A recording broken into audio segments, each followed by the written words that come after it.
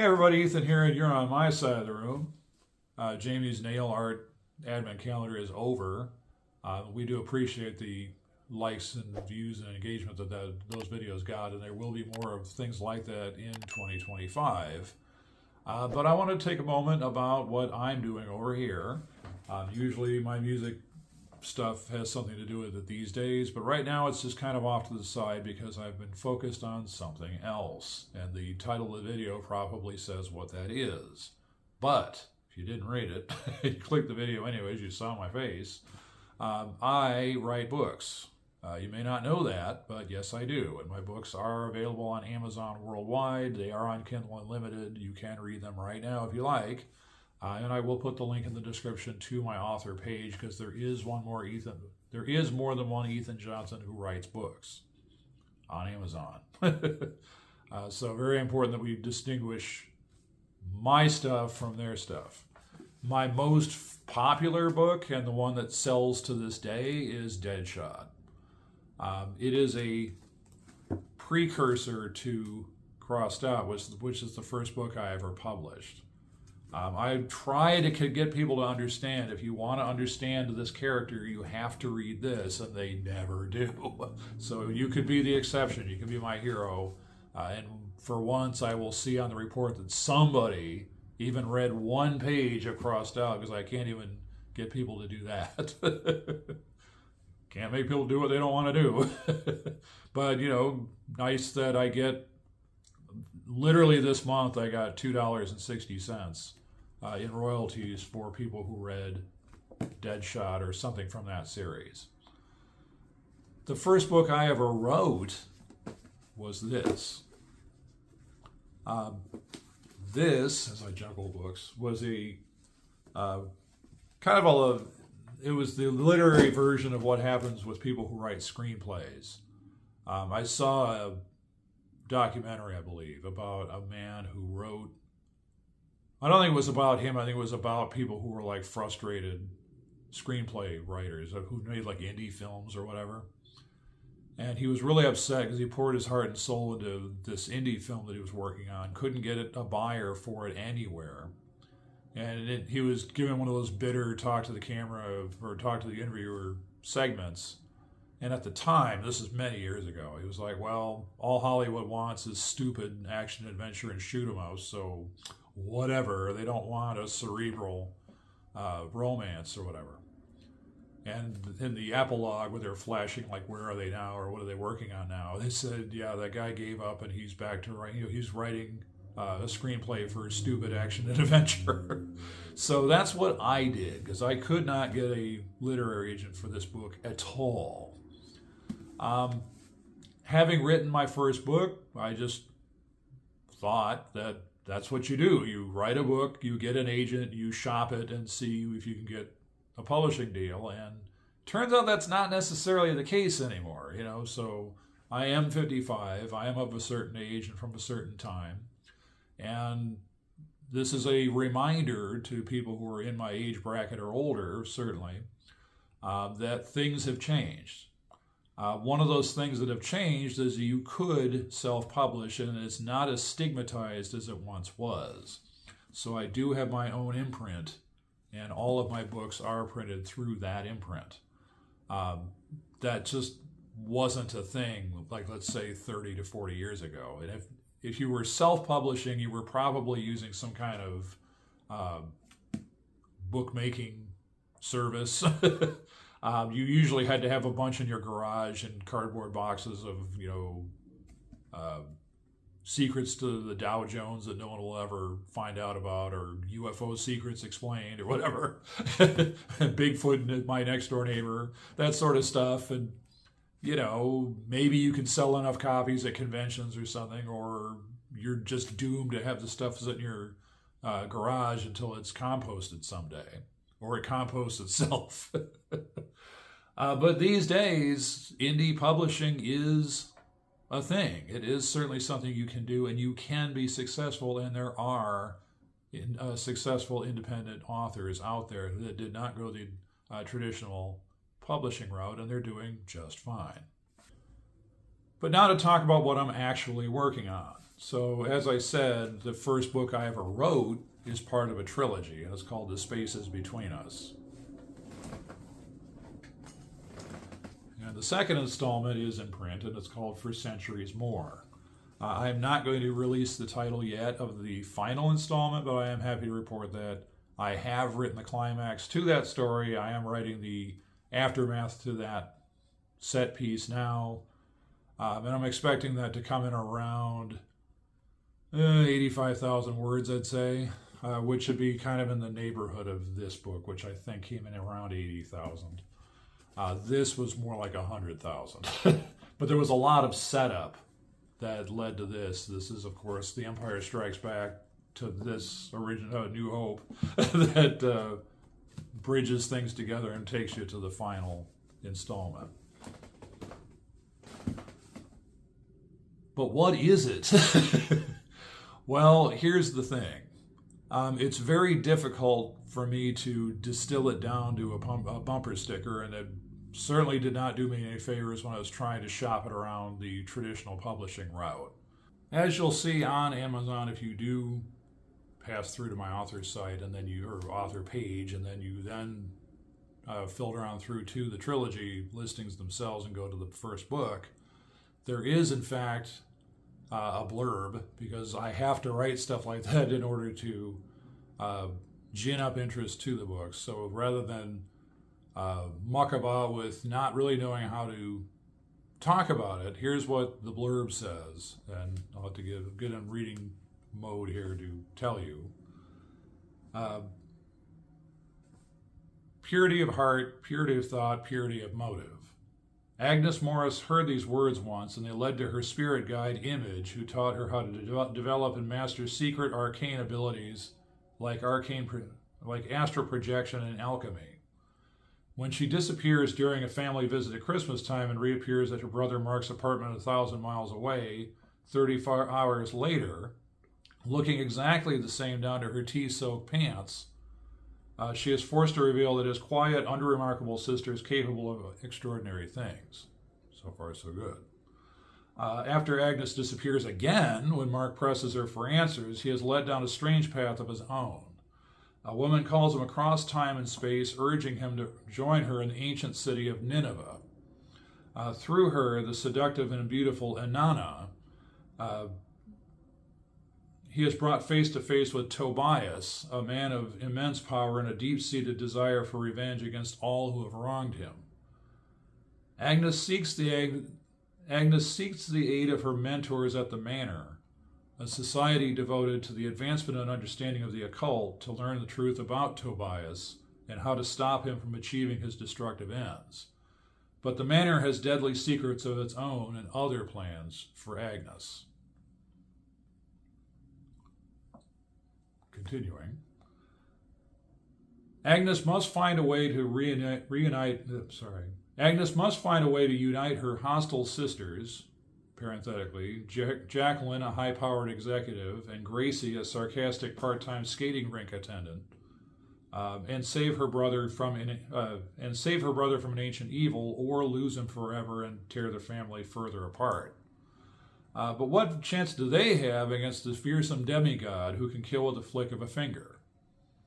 An epic tale of hope and betrayal, featuring fully realized characters and compelling villains, utterly unlike anything you've read before. Perfect for readers who crave a new take on time travel and magical realism. And scene. So, doesn't fit on a bumper sticker, but I'm hoping that the blurb, he says, dropping his iPad, gets you clicking the link now, and you'd like to see why I have 2 5-star reviews on Amazon. With no shade against the people who gave me the 5-star reviews, I certainly appreciate it. It doesn't fit neatly into any given box. What would I call it? I guess I would call it New Age, and then even then I would be wrong. I could say drama. Surely, there's certainly dramatic elements about it. I wouldn't say no to that. Is it action adventure? No, not in the truest sense. If you want true action and adventure, this is your book right here. This is written on the chassis of action adventure movies. I took the beat sheet straight from Hollywood straight for how to do action adventure correctly. And that's been the feedback is, oh my God, 5 stars. I felt like I was reading a movie, because you did, basically, because I wrote it on that chassis. This is not written on any chassis. This came to me out of nowhere. I went from writing no books to writing 8 books. And I don't know what happened. All I knew is I was that guy who sat around saying, I'll write a book someday. I know I can do it, and then didn't. And then one day I did. What came to me was not what came to print. So to explain that, chapter 1, I'm just way off on some wild, I don't know what tangent. It had nothing to do with like the bigger picture. And it was getting messier and messier, and that was just chapter 1. And after a while, I'm like, this just isn't right. This is not the story that wants to be told. And I wrote chapter 51, and then everything I wrote from then on became this book. And that's the thing, is that the best way I can distill it down is it's a story that wants to be told. It flows like a river. You don't know it. You don't know, like, as an example, I live in Central Florida, and near my home is the headwaters of the Everglades. Doesn't look like the headwaters of the Everglades. You wouldn't know that that trickle of water is going to eventually turn into the Everglades and be filled with alligators and whatnot. It just looks like the woods with a trickle of water in it. And that's what this book is. It's the woods with the trickle of water in it, basically. It's the literary equivalent. And suddenly it begins to widen out, and more things are happening, and more stuff is going on, and things are happening to people that isn't easily explained, or isn't explained, at least not up front. And I'll get into that in a moment. But by the end of it all, you're very ready for book 2, and to find out what happens next and what exactly is going on here. And there is an answer, and there is a definite ending to the book. As I said, I wrote it this past week. Very few people have actually read the book, but the people who have been very enthusiastic about wanting to see the finale. And so after delays, I am finally going to make that happen in 2025 is the plan. And so when the book is completed and ready for release, I will certainly have an announcement here with a link to it for those who wish to read it. I highly recommend it, being that it is on Kindle Unlimited. If you'd like to check it out and see if it's for you, then definitely follow the link in the description and check it out and see.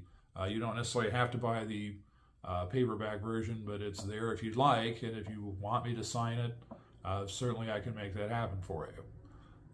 Not directly through Amazon, but if you somehow get it to me or bring it to me somewhere, I'm happy to sign books, and I've done it for other people. Now, believe it or not, this trilogy actually has its own soundtrack.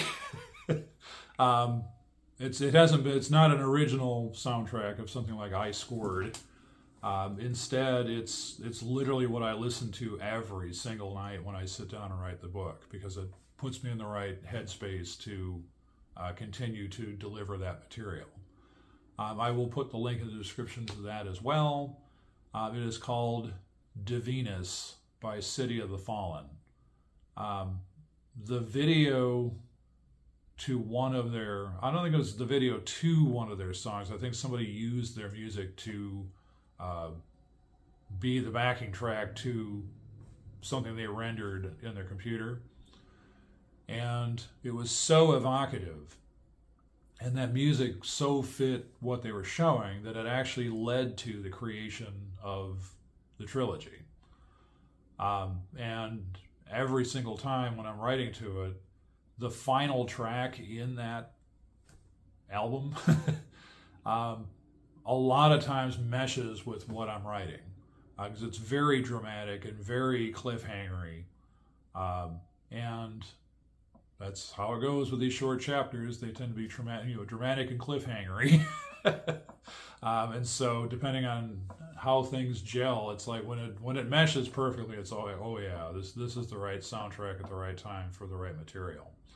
I do that with my other books, by the way. I have dedicated soundtracks that I listen to as I write it that fit the material, that get me in the right headspace to work on that stuff. As for the rest of my literary career, I'm not interested in continuing it. I've already canceled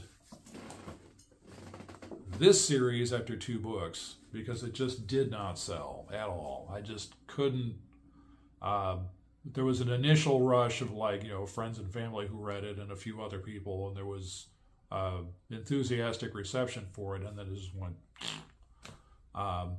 And I just couldn't justify the time and effort that it takes to produce a novel-length experience for something that just isn't going to sell more than, say, 100 copies at best, with like a lot of pushing.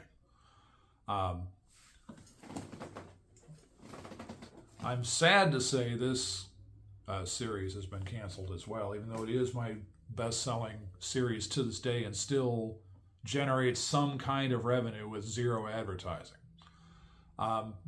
The reason for that, and I'll just be honest, and if you don't like it, I'm sorry, but tough, is January 6, 2020. When that happened, that was the dagger that ended that series.